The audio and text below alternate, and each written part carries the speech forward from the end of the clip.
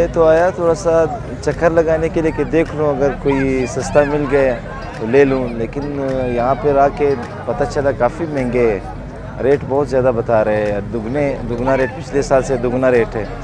तो बिल्कुल आम आदमी के तो बस में भी नहीं है। पिछले साल जिस रेट पे है इस साल तकरीबन उससे दुगने रेट बता रहे हैं, रेट काफ़ी महंगे हुए। मेरा इरादा है कि कोई बकरा ले लूँ, 2-3 बकरे लेने का इरादा है, तो देखते हैं अगर कोई अच्छा सा मिले।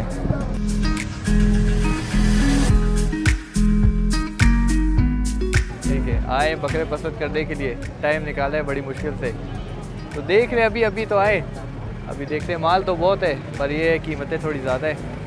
बहरहाल कोशिश कर रहे हैं, इंशाल्लाह मिल जाएगा, लेके तो जाना है क्योंकि आगे फिर टाइम नहीं मिलता है भाई।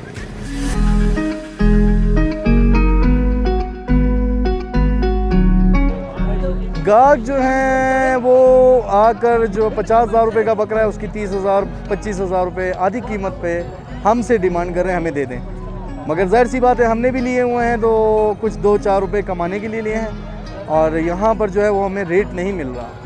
हालांकि हम कोशिश ये कर रहे हैं कि सारे कोयटा में सबसे ज़्यादा इस टाइम पे सस्ता माल हम यहाँ समगली रोड मंडी में बेच रहे हैं।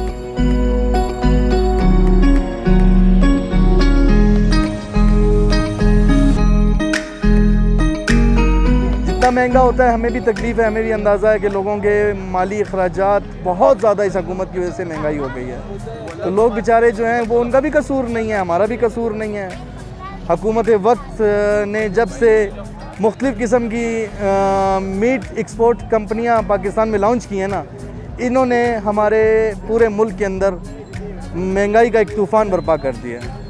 अगर ये इत्तेज़ाज कंपनी या दूसरी कंपनियां लाहौर वाली जो बाहर बहरीन में और ऑस्ट्रेलिया में और दूसरे अरब कंट्रीज़ में एक्सपोर्ट अपनी बंद कर दें तो यहाँ भी यकीनन हमारे माल का रेट कम हो जाएगा।